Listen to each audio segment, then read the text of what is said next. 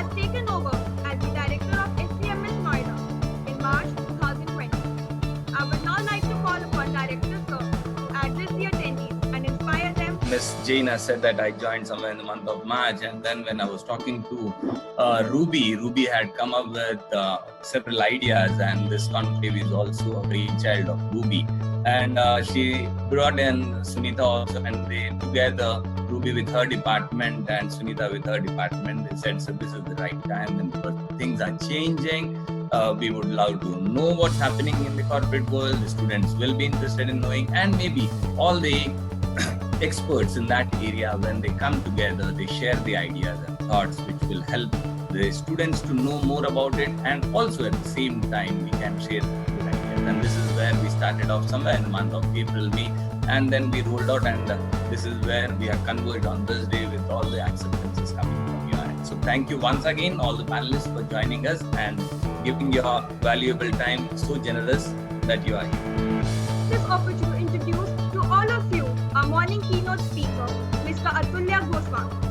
He is a leading expert in the field of human resource management and is currently working as HR Head, India region with the UPL Limited. With over 15 years of experience in human resource in some of the best MNCs in the world, he has made some invaluable contributions to the world of HR. He is a fitness enthusiast and has a passion for enlightening the leaders, HR professionals, and students. So, end of the day, technology, and again re-emphasize the word that HR starts with the H, which is human, and does not start with the T, which is technology. And HR jobs are going to become much more strategic in nature. So if I have to think about the teams that I have, or the leaders which I work with, the jobs are going to become much more strategic in nature, because technology is going to take away a lot of mundane, lot of repetitive, lot of manual jobs. Either it will get AI'd or machine learned, or it will get outsourced. Yet to anyone who works in talent management or talent acquisition, controlled chaos describes daily life. There are too many things to do, too many needs to address, and too much happening at once to really get a handle on it. But somehow you find a way to get it done. Analytics is one such way which helps to manage such chaos. Next we have Mr. Ramanand Puttige, our midday keynote speaker, addressing us on these same lines.